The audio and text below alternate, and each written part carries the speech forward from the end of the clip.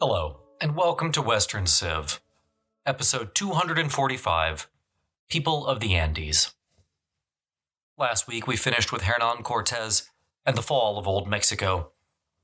Hernan Cortés is probably the most famous Spanish conquistador of the era, but there were others.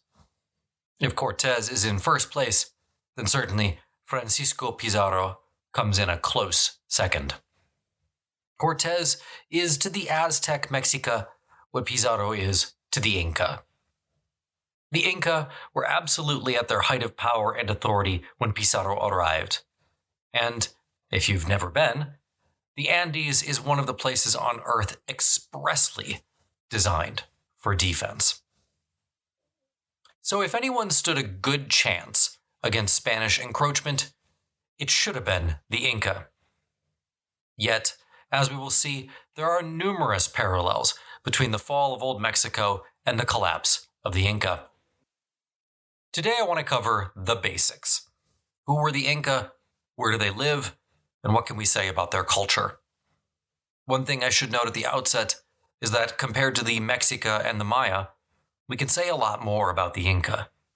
The reason is simple. While Natal, the classical Mexica language, is effectively dead, Quechua, the language of the Inca, is still spoken in parts of Peru and Chile today. That language never died.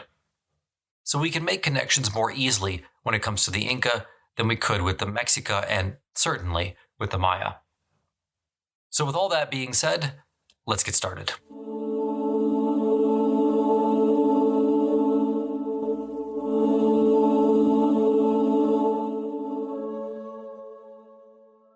At first glance, the rugged lands of Western South America probably look like a bad place to give birth to a grand civilization.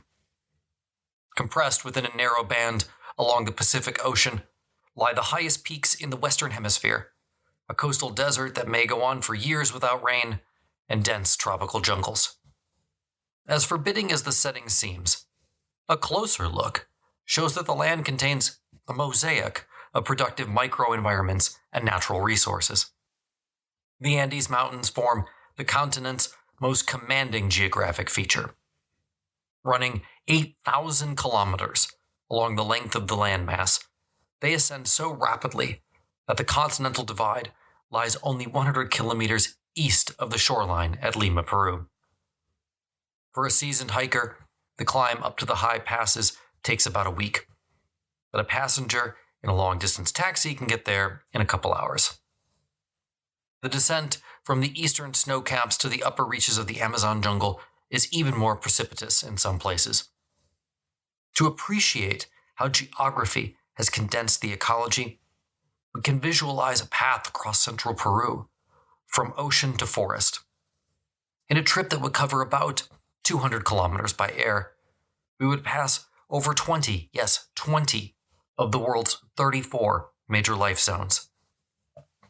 In this compact vertical arrangement, which is not duplicated anywhere else on the planet, distinct ecological belts may lie less than an hour's walk apart. The early inhabitants managed to flourish in the demanding conditions, for the Andes contain one of the richest ecological zones of any of its size in the world. People first entered the continent at least 15,000 years ago, when hunting and gathering were the way of life everywhere. Over the millennia, they devised a wide variety of foraging, farming, and herding strategies. The marine fisheries of the bone-chilling inshore waters could be exploited with simple technology, while llama and alpaca herding became both a successful adaptation and a source of wealth for the mountain people. Although people still foraged for some resources after states appeared about 2,000 years ago, all of their staple foods and industrial crops had been domesticated by 3000 BC. They modified features of the landscape through irrigation, terracing, and draining wetlands. At the same time, they adjusted to the rhythms of their lives to the demands of the climatic cycles. Despite their successes, however, land in the Andes was never easy. Even in some of the most densely occupied highland zones, Crops, honestly, could still fail 2 years out of 3, while earthquakes, floods, erratic rainfall, disease, and a host of other natural forces periodically brought disaster to subsistence systems. The Inca Empire, which was very much a latecomer to the Andean civilizations, built upon a millennia of adaptation, tradition, and innovation in carving out their domain. For the most part, it was a rural society, as most people lived in small towns and villages, and spent their time farming and herding. Over the last 5 million years, the oceanic Nazca Plate has been sliding eastward, slowly creating a deep trench off the coast of Peru and Chile, while raising the Andes Mountains. The highest snow cap in the Americas, Mount Aconcagua, is 6,960 meters tall and lies along the Chile-Argentina border. Plate tectonics have also created 3 active volcanic zones along the spine of the mountains from central Colombia to central Chile. The Andes, as a result, are much richer in terms of mineral deposits than the central Mexican valley. Obsidian abounds, and there are deposits of copper and tin scattered about, making Chile and Peru prime locations for mining still today. In terms of climate, there are 2 major trends in western South America. Number 1, the temperate zone in Chile from the south to the tropics in Colombia to the north. And 2, the arid west to the humid east. Offshore, the Chile-Peru Trench provides a conduit for the frigid waters of Antarctica to flow north, making the waters rich in fish, everything from anchovies to sea bass. Both the rocky and sandy shores provided homes for many kinds of shellfish. In some areas, the remains of these are piled up to 5 meters deep in ancient sites. From the northern reaches to Peru to central Chile, the entire coast is essentially a coastal desert where very little grows. Slightly further inland, it's possible to grow staple crops such as corn, squash, and cotton. Above the coastal zone is the warmer Yungas zone, which produces crops like peppers and cocoa for chocolate. But the most productive zone is the Quechua Band, defined as 3,100 to 3,500 meters above sea level. Here is where you would find native grains like quinoa, and here is where the potato was born. Above this zone is the Sunni zone, up to 4,000 meters above sea level, which features cold hills, ridges, and deep valleys.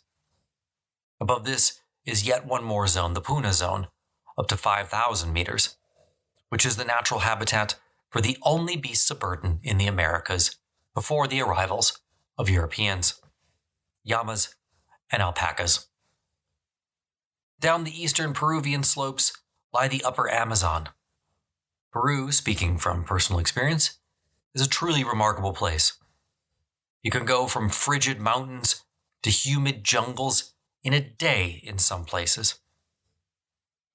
The upper edge of the Amazon is known as the Silla de Selva, or eyebrow of the jungle. During the height of the Incan Empire, it was cut and terraced.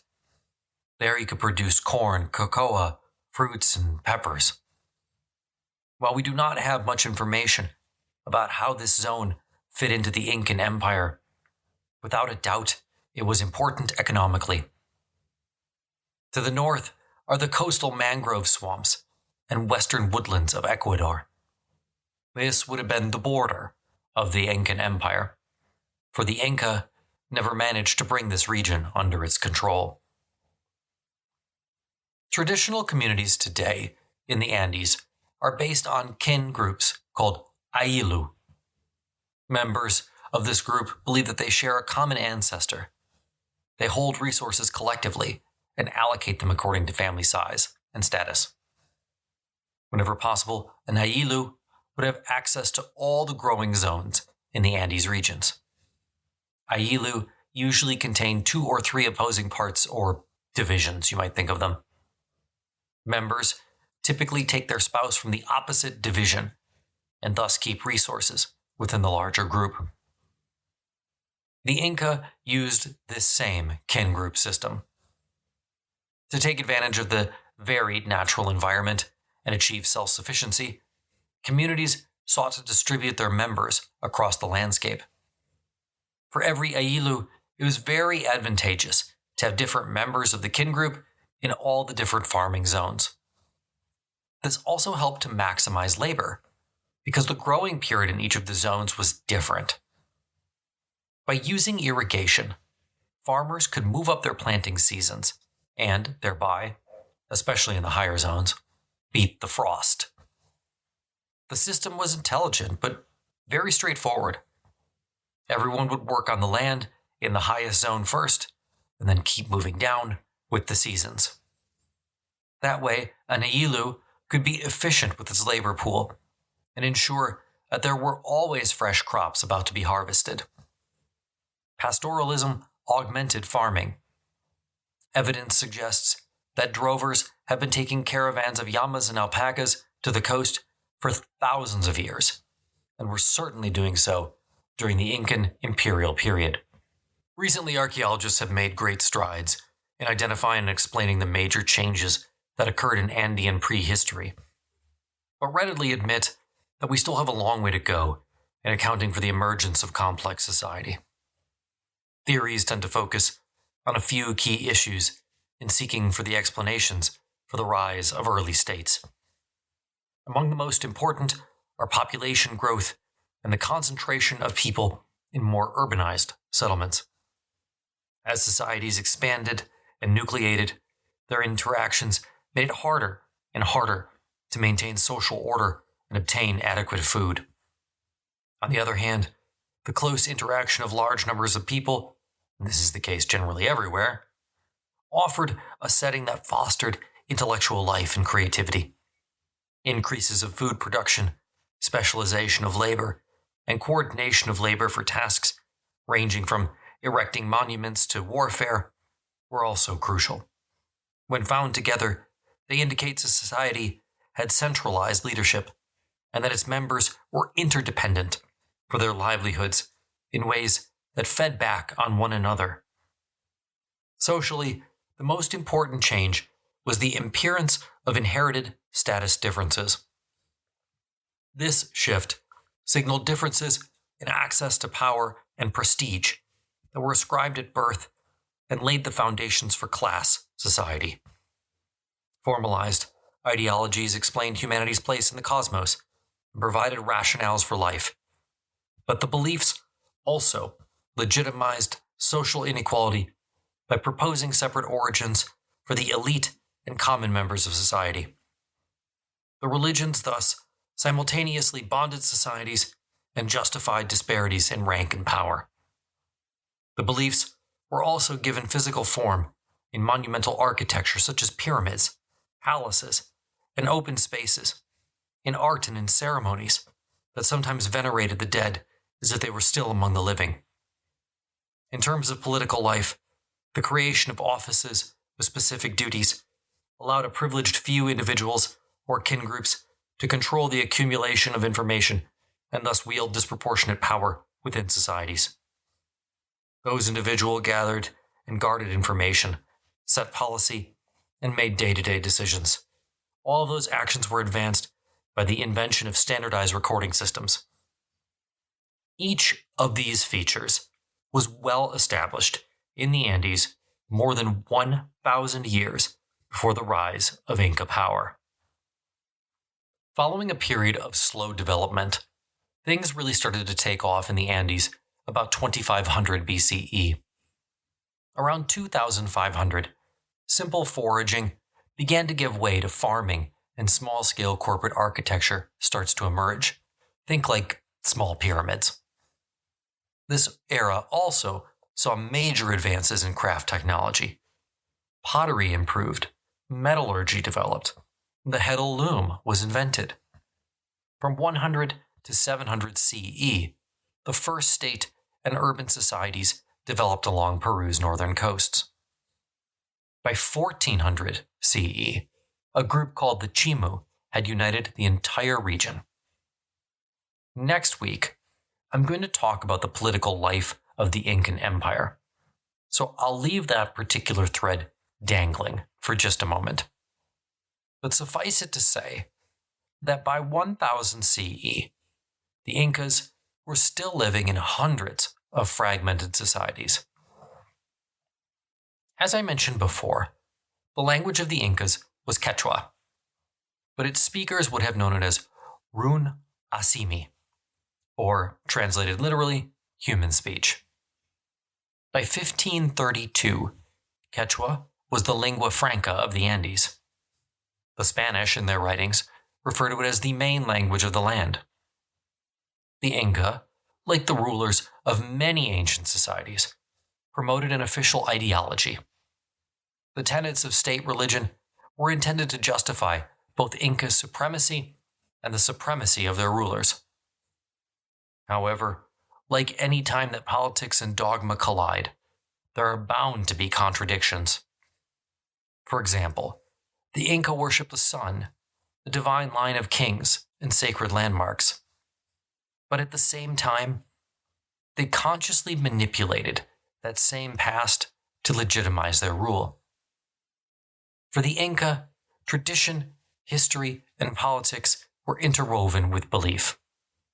The Inca religion was quite decentralized. Despite the fact that Cusco was the political capital of the Inca, religious practice tended to revolve around local deities, shrines, and myths even into the 16th century. The Spanish, as they were in Mexico, were slow to recognize the complexity of Inca religious belief and practice. To them, it all looked like devil worship. The Spaniards recognized that the Inca worshipped the sun and believed their rulers were divine, but not much beyond that. It took the Spanish about 15 years to begin to unravel anything more complex than that. Sadly, that was about 15 years after the last major sun ceremony. I say sadly because I don't think there's a person alive today who would not want to know exactly what went on during that ceremony. Now, when we talk about Incan creation myths, most begin at Lake Titicaca and run something like this. In ancient times before there was a light, the creator, Huaycapachica, fashioned a race of giants to see if it would be good to make humans at that scale. He saw that they were too large, however, and so he made humans in his own size. But they were filled with hubris and greed. So the creator turned some to stone, and others to diverse forms, and some were swallowed up by the earth or the sea. And he caused a great flood to cover the land, destroying all that was upon it, save for 3 men whom he saved to help him create humans anew. Obviously, you're going to notice a lot of connections between other creation myths. Later, on an island in Lake Titicaca, he caused the sun, moon, and stars to come forth. The sun was jealous that the creator had made the moon brighter than he, so he cast ashes in her face, and thus she remains with her brilliance dimmed. The creator then crossed over the dry land at Tiwanuco, where he carved and drew images of all the nations he thought to create on some larger stones. He ordered his 2 servants to memorize the names of the people and the places where they were to appear on the earth. Then he sent one of them to the coast and the other to the eastern slopes. Huayca himself took the central path, calling out the people from the lakes, springs, valleys, caves, trees, caverns, and mountains. He appeared to be a man of normal size, dressed in a white robe, carrying a staff and a book in his hands. At Cusco, he called forth the Inca nobles, gave Cusco its name, and continued north. Finally, he reached the Ecuadorian coast, where he told his servants that his messengers would return one day. And then together they walked out over the water until they appeared beyond the horizon. Worship of the sun was a centerpiece of official Inca religion. Incan emperors claimed a direct genealogical link to the creator through the sun. But of course, there were other gods. The patron god of empire and conquest was called Inti. The Inca, as I mentioned in the creation myth, worshipped the moon as well, who was considered the wife of the sun. Inti Ilapa was the thunder god, but also the god of lightning, the rainbow, and basically all other meteorological phenomena. The Inca's annual calendar was based on solar cycles, while festivals were largely built around 12 lunar cycles. The Incas knew that 12 lunar months fell short of a solar year, so they made a correction at the winter solstice.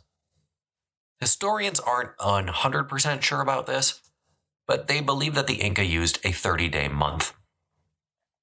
Incan ceremonies were tied to both solar and lunar cycles, as well as irregularly scheduled rituals. For example, Inti Rami, or quote-unquote warrior's cultivation, took place in the month that coincided with the June solstice, whatever month that happened to be that year. But the biggest festival was the Inca Festival of the Sun, which lasted 8 to 9 days and was considered a grand state ceremony. According to one Spanish official, quote, "They brought out all the effigies from Cusco's temples onto a plain at the edge of Cusco, toward the area where the sun dawned. The effigies with the greatest prestige were placed beneath rich, finely worked feather canopies, which had an elegant appearance. The space between the canopies formed an avenue of over 30 paces wide, and all the lords and other principal figures of Cusco stood in it." End quote. But as I mentioned, the Inca religion was not at all centralized. Across Peru still today are the remnants of hundreds of shrines and miniature temples. The Inca believed that the land around them positively teemed with spirits. But fascinatingly, all of these shrines are not randomly placed, not random at all. The Inca based everything on the Temple of the Sun in Cusco. From there, they literally on a map drew lines emanating out in different directions. All of the smaller shrines fall on one of these lines. Now, as to human sacrifice, suffice it to say that the Inca did not practice human sacrifice as rigorously as the Mexica. That being said, they did practice human sacrifice. For the Inca, however, human sacrifice was a limited religious component, generally practiced only during the Festival of the Sun, after a major military victory, or after the death of an emperor. Certainly, that's still a lot of human sacrifice. One might, of course, argue that one human sacrifice is too many, but it's not even close to the level that the Mexica engaged in such practices. Likewise, the rationale for human sacrifice isn't laid out as well for us in the Inca sources as it is in the Mexican sources. The best we get in Peru are fleeting references to needing to join the creator, the sun, and other deities after death. For the vast majority of people, though, life revolved around kin, not major festivals or human sacrifices. These were the people with whom you shared social ties and economic risks. Most of the highland societies were headed by hereditary local lords, called curaca. Now, as I will discuss more next week, in any portion of the empire, the Inca themselves, and I mean the ethnic Inca, were at the top of the social pyramid. While the Inca conquered and subjugated new peoples around them, just like the Mexica, they did not incorporate them into the imperial structure. There was the Inca, and then there was everyone else. The Inca were at the top of the social pyramid, and from there what mattered was your proximity to the royal family. The closer you were, the higher your status. From there, your value actually broke down based on your stage of life. The Inca did not keep track of people's specific age. Rather, they kept track of where they were in their stage of life.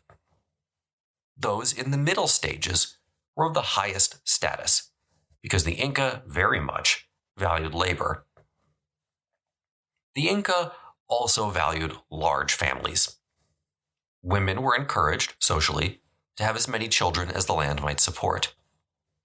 This was, of course, a pre-industrial society. As a result, more workers meant that more land could be put into cultivation. And we have no evidence that the Incan Empire ever suffered from some of the overpopulation problems that confronted late medieval Europe. Women, in fact, worked pretty close up to childbirth. From the moment the mother went into labor, however, she was prohibited from visiting the farm fields for religious reasons. Children were treated sternly from the word go. Famously, newborn infants were dipped into icy streams as a sort of rude welcome to their cold and somewhat inhospitable mountain world.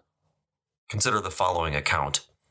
Quote, "Every morning, when the baby was wrapped up, it was washed in cold water and often exposed to the night air and dew.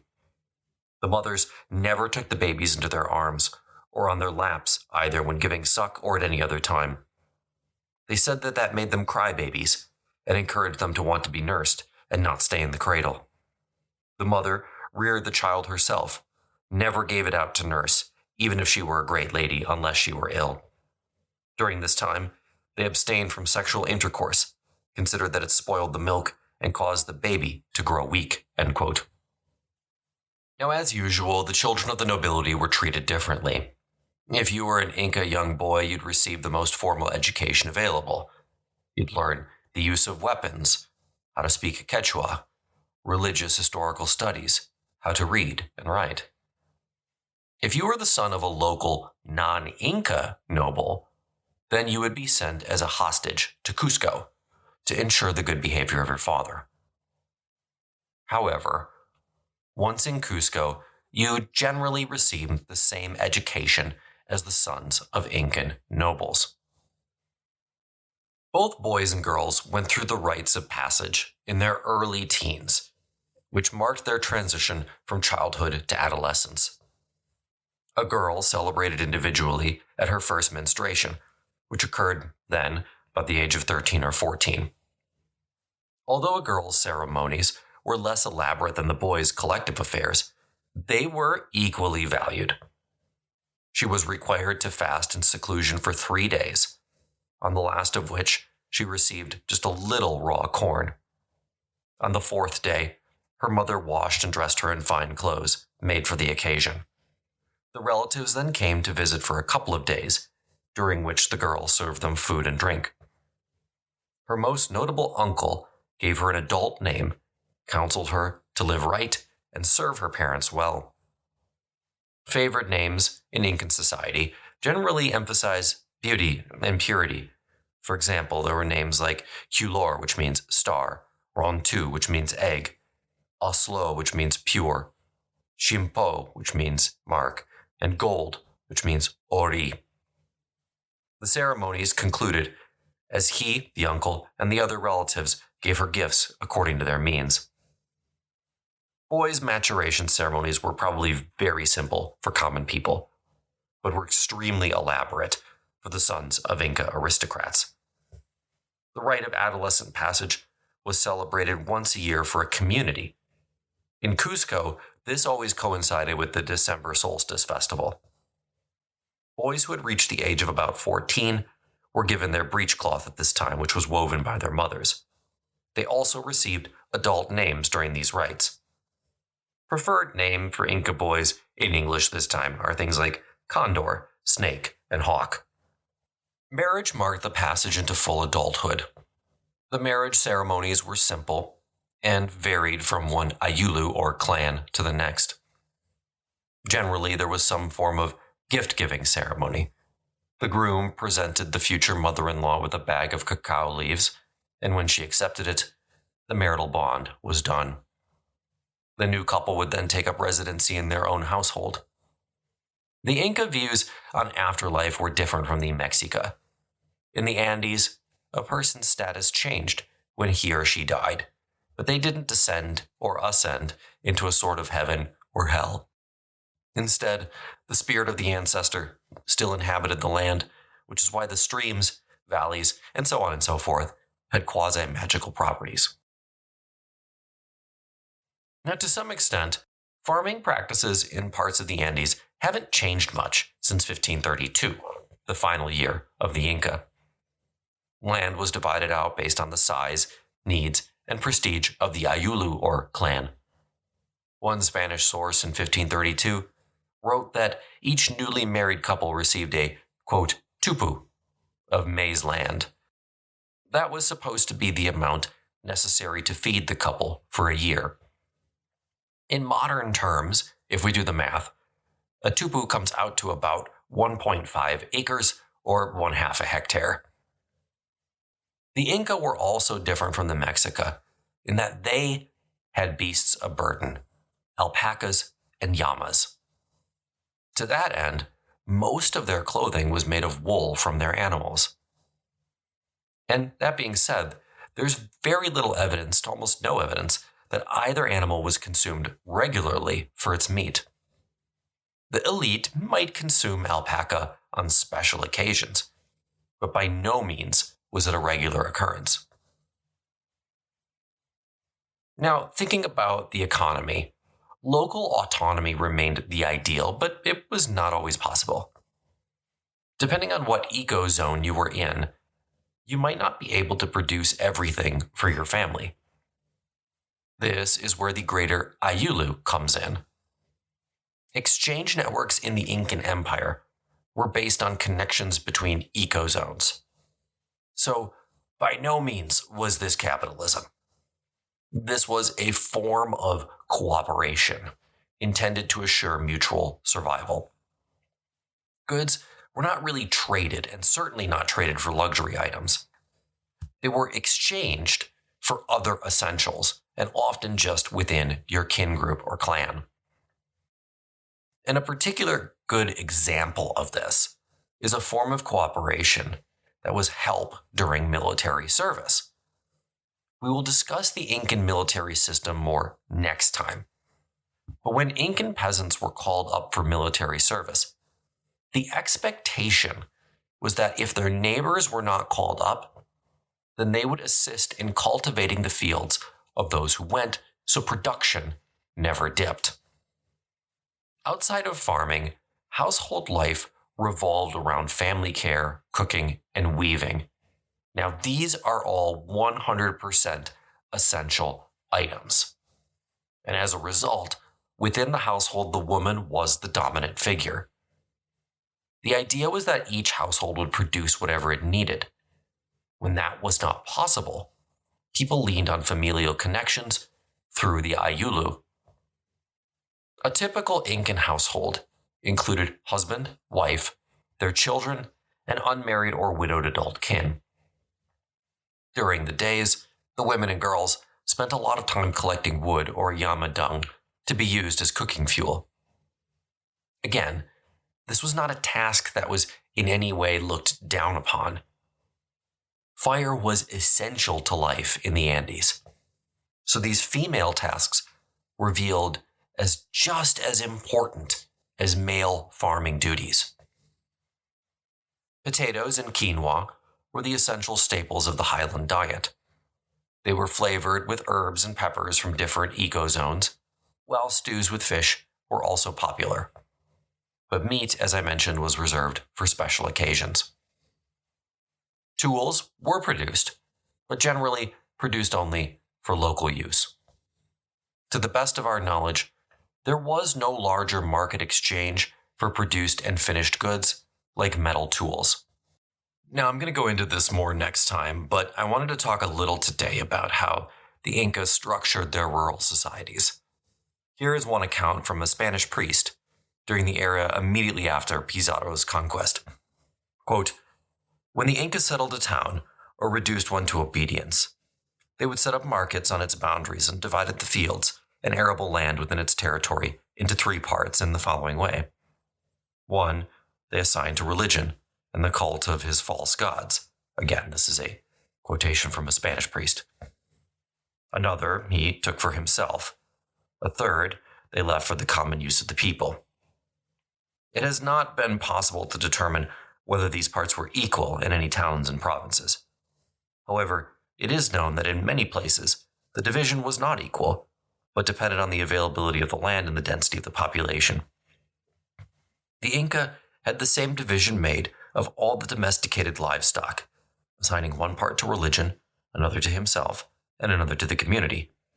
He did the same with the grazing lands and the pasture in which the livestock was pastured, so that the herds were in different pastures and could not be mixed. End quote. Now, when it comes to how they set up their rural society, the good news is that the Inca didn't have a large urban population to support in Cusco, nor could they ever have hoped to move bulk goods over great distances in the Andes to sustain such a population. So this wasn't like a Rome situation, wherein the capital becomes a sort of parasite on the provinces. What the Inca wanted wasn't necessarily tribute goods, so they're also different from the Mexica in that regard. What they wanted was labor. The Incan conquest gave new lords access to millions of new workers, and their goal was to maximize this labor.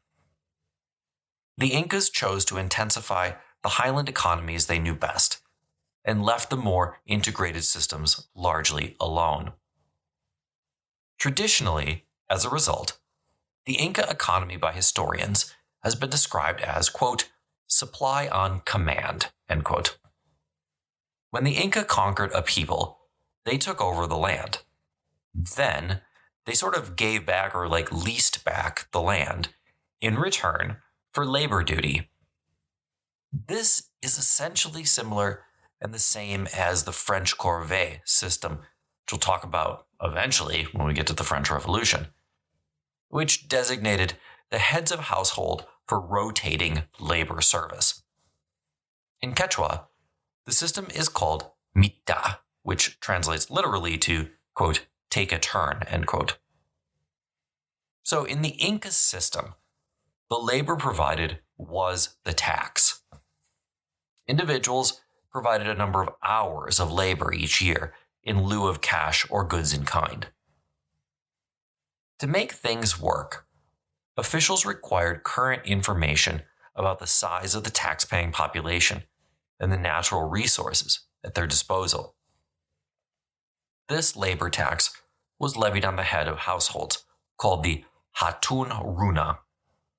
These were married men who belonged to an age category that corresponded to about 25 to 50 years of age, so middle age. All in all, this amounted to somewhere between 15 to 20% of the empire's total population, which was required to provide 2 to 3 months of work per year. This was the backbone of the Incan Empire and their political structure. Rome was based on tribute, cash, or in kind. The Incan Empire based itself on compulsory labor. Even though the labor tax was assessed for the head of household, traditionally, everyone in the family helped with the job to get it done more quickly. All taxpayers were supposed to render some kind of labor, but in practice, many were exempt from the traditional labor service. The Urus, who lived on the edges of Lake Titicaca, were an example of a whole people who were exempt from labor service. Sadly, the Inca chose to exempt these people because they considered them totally inept. Instead, these folks provided, cash or tribute in kind, mostly cloth. Even those communities who provided absolutely nothing, and I do mean absolutely nothing, the Urus provided cloth, but some communities just couldn't get stuff together enough to provide any sort of service. But the Inca still made those people provide labor. And I mean that. There are examples of whole communities being forced to provide full baskets of lice, which were, of course, immediately discarded. And the Inca did this just so that these folks could learn the value of imperial service. What we know is that, over time, this corvée-like system became increasingly specialized as the Inca became more adept at learning what their subjects were good at. Now, of course, it's really hard to say exactly what everyone did. Not every job left a mark for archaeologists to study. 40% of people performed portage services or acted as guards at various guard posts, and this obviously left no archaeological imprint on the land. We do know that 1 out of every 9 compulsory workers made pottery, which historians love and are able to track quite easily. Furthermore, 1 of roughly every 400 workers was assigned to go to Cusco, though precisely what they did when they got there, historians aren't sure. Some people worked on large collective farms. These were called farms of the state and farms of the sun. Farms of the state grew food for royal administrators and for the army. Farms of the sun supported the temple and the priests. The products of these farms were separated both physically and administratively, as the quotation I read earlier indicates. The vast majority of the labor on these farms was provided by the compulsory labor system. Now, farms of the sun were supposed to be set aside in every province, and both sun and state farms were distinct from royal and aristocratic lands worked by the peasants. The most extensive of these farms historians know of were at Cochabamba in Bolivia. As many as 14,000 workers labored on fields there at one time. These massive farms were divided into 77 narrow strips across the valley, with groups assigned to each strip. Alpacas and llamas were a major part of the Inca economy. However, in this situation, the Inca couldn't just conjure up new herds. Instead, they had to maximize animal husbandry in the places that had already existed. Again, as with the farms, there were private herds, herds of the state, and herds of the sun. It's very difficult to tabulate total numbers today, but let's give it a try. In 1567, a sort of middle-of-the-road local lord had about 50,000 animals at his disposal. Thus, an estimate of hundreds of thousands or maybe even millions of alpaca and llama in total across all the herds of the state and sun is no way out of the question. In order to try to increase these numbers, the Inca did make efforts to try to introduce flocks into areas where they had been unknown previously. But how successful these efforts were, well, we just can't say. The primary use of all these herds was for the military. Armies on the move regularly used trains of thousands of llamas and alpaca to pack supplies, and then they could be used as meat when they were no longer needed for portage. While the Inca had the manpower and beasts of burden to move goods over great distances, they did not have the capacity to move everything without stopping. The Incan state needed different items at different times across what was a very long empire. It was too difficult to move items from one central location across jungle, mountains, and desert to another in one fell swoop. So the Inca developed a vast storage system to provide a bridge between production and need throughout the empire. Most of state storehouses, called kyokyo, were built in one of 3 places. 1 near Cusco, 2 along main roads, and 3 next to state farms. A Peruvian historian gives us a sense of the scale that was involved. Quote, "In the more than 1,200 leagues of coast they governed, they had the delegates and governors and many lodgings and great storehouses full of necessary things, which were for provisioning the soldiers. Because in one of them there were lances, and in others darts, and in others sandals, and in other remaining arms that they had. Moreover, some storehouses were filled with rich clothing, and others with more goods, and others with food, and all manners of supply. In this manner, once the Lord was lodged in his housing, and his soldiers nearby, not a thing, from the most trivial to the greatest, was lacking, because it could be provided." End quote. Certainly, when the Spanish saw all of this, they were impressed. A contemporary wrote as follows, quote, "From the fortresses above Cusco, one can see many houses, and many of these are the houses of pleasure and the rest of past rulers, and others are of the leaders or chiefs of all the land who now reside in the city.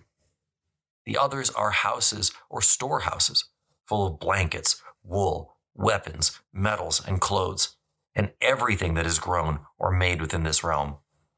And there is a house in which are kept more than 100,000 dried birds, for from their feathers articles of clothing are made.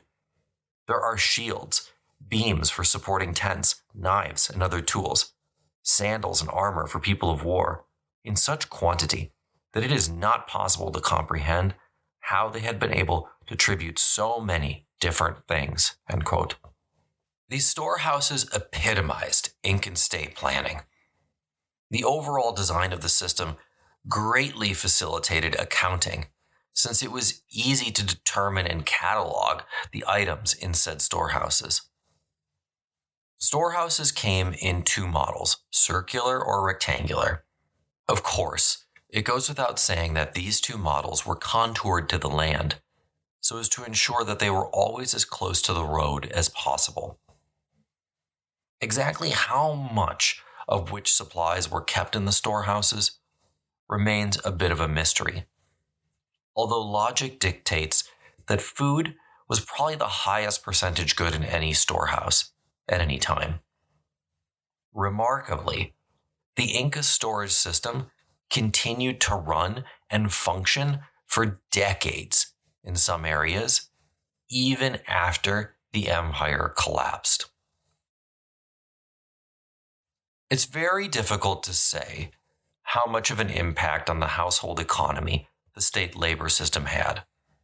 Certainly, if you lived in an area designated as either a state farm or a farm of the sun, you were going to have to move.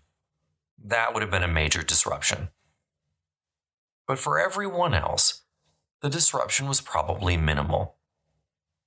In many cases, any disruption was probably offset by the relative security the empire provided. Valleys and terraces, which prior to the Inca were too tempting of targets for local marauding groups, became effective locations for intense agriculture.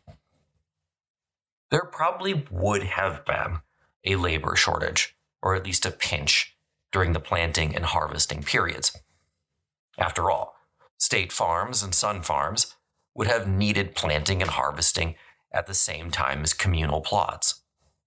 So families were probably, to use a modern term, a bit short-staffed during those two periods. Again, how much this affected people during the time that the Inca ruled is very hard to say.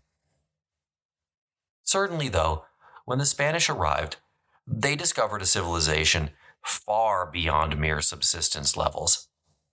One conquistador wrote as follows, quote, "In one cave they discovered 12 centuries of gold and silver, of the size and appearance of those of this country, extraordinarily realistic. There were pitchers, half of pottery and half gold, with the gold so well set into the pottery that no drop of water escaped when they were filled, and beautifully made. A golden effigy was also discovered. This greatly distressed the Indians, for they said it was the figure of their first lord who conquered this land. They found shoes made of gold, of the type women wore, like half boots.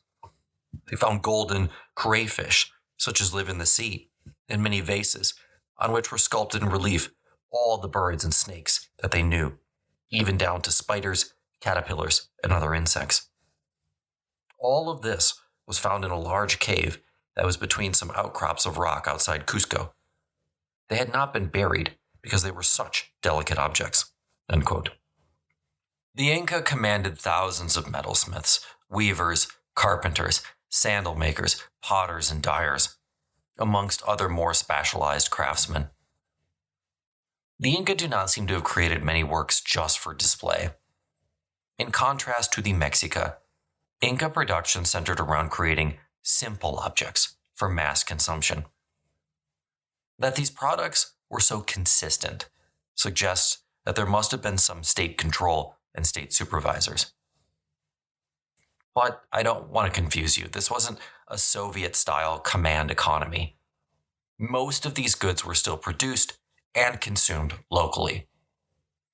The controlling Inca obtained most of their goods by compelling a certain amount of labor from artisans, rather than a specified amount of tribute.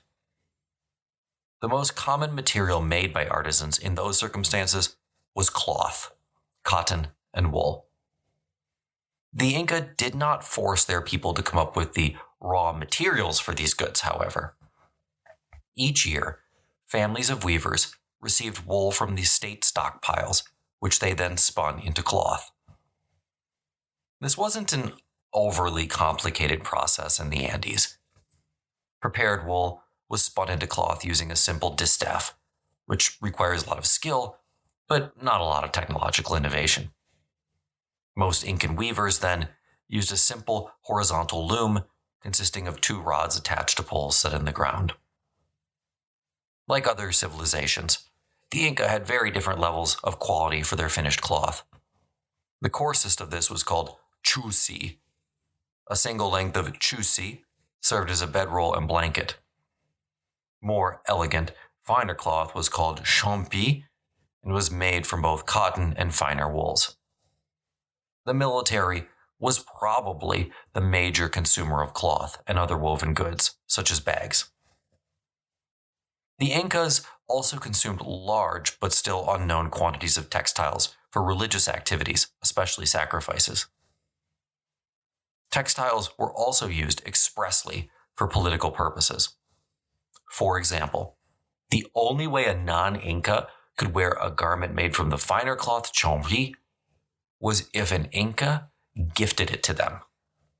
Clothing, therefore, signified group identity and social status. Quote, the men and women of each nation and province had their insignias and emblems by which they could be identified, and they could not go around without this identification, or exchange their insignias for those of another nation, or they would be severely punished. They had this insignia on their clothes with different stripes and colors, and the men wore their most distinguishing insignia on their heads. Each nation was identified by their headdress, end quote. In the cold, both sexes dressed in layers of simple, untailored wool clothing. Cotton, then, was much more common in warmer weather. The production of so many textiles required tens of thousands of people working at coordinated tasks. The raw materials came from state or church farms, or herds, or gathered resources. In some instances, the weavers and herders lived nearby. Elsewhere, the raw materials were accumulated, stored, and dispensed to the artisans as needed. Many of the tasks involved in making textiles were restricted by gender, but just about everybody in the family could get involved in some way. Young boys, for example, collected bird feathers, and girls the dye stuffs.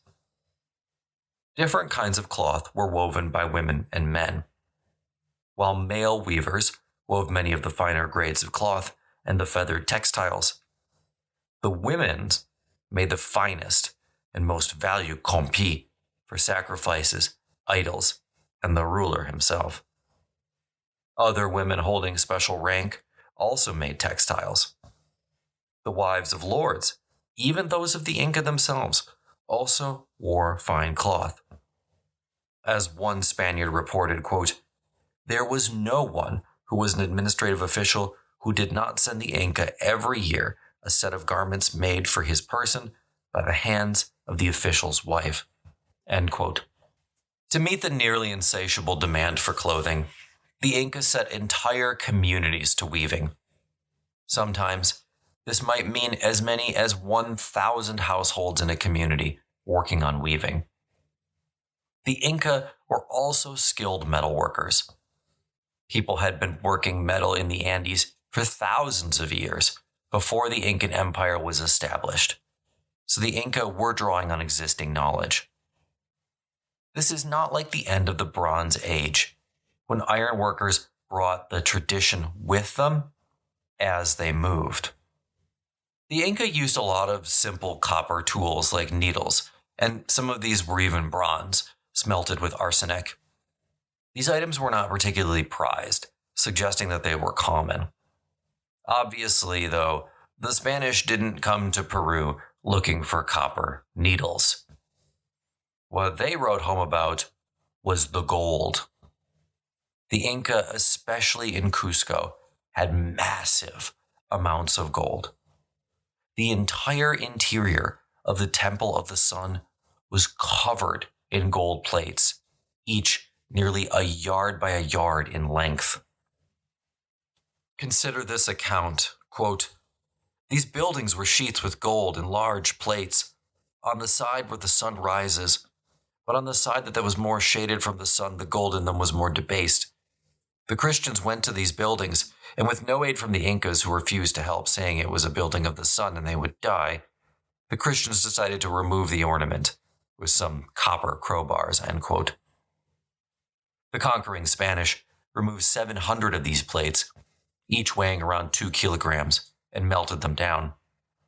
Today, the gold alone, not the artistic value, which would have been immense and incalculable, would be valued at $11 million.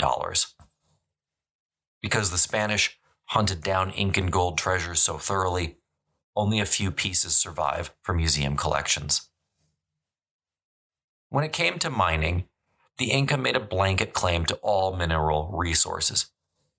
But that was more of an assertion of sovereignty than reality. Quote, "Some of these mines were worked at the expense and under the auspices of the Inca themselves, and others, constituting the majority, were worked at the expense of local lords of the districts in which the mines were located. This was so that they would have things to give as presents to the Inca," end quote. Mining techniques were simple and extremely dangerous. Shafts were tiny, and only one person could enter at a time. Fall-ins were common at the time, but this was the only way to extract any sort of metal ore.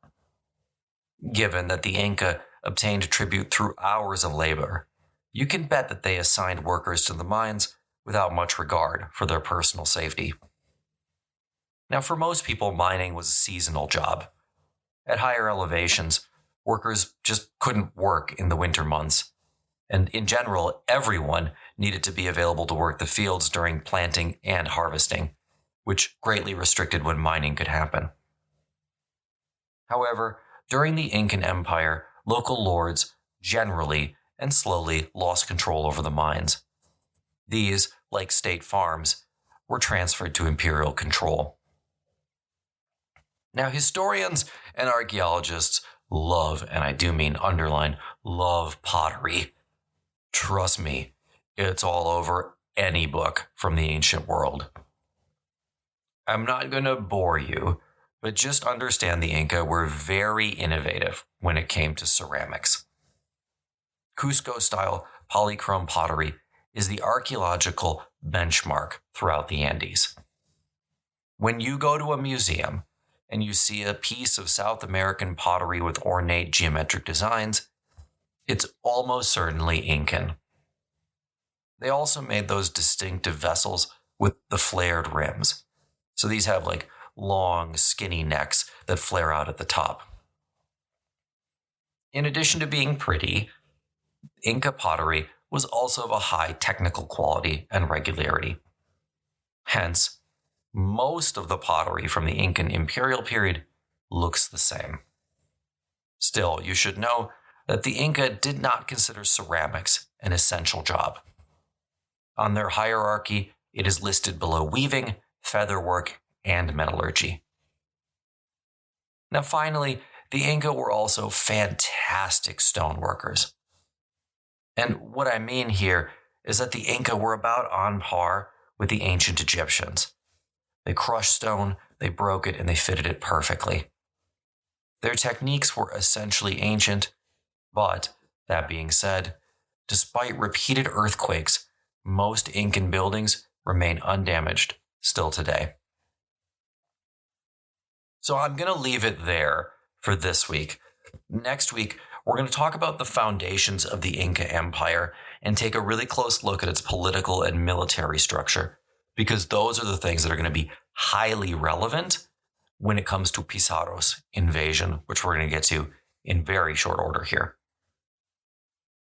Now, as I always say, in the link in the show notes are a couple of ways that you can support the show. There's a link to the Patreon page. For $1 a month, $1, $12 a year, you can support the show, make it easier for me to get books and storage space and all the things that we need to keep this story going. And as a bonus, you'll get an ad-free version of the show every single week. Of course, there's also Western Civ 2.0. We're deep into Philip and Alexander the Great at this point. If you'd love to come back and get the second round, there's a free trial that's available there. Link is in the show notes. And if you're interested in any additional content, teaching resources or otherwise, check out the links to the website, westerncivpodcast.com. So with that being said, until next week.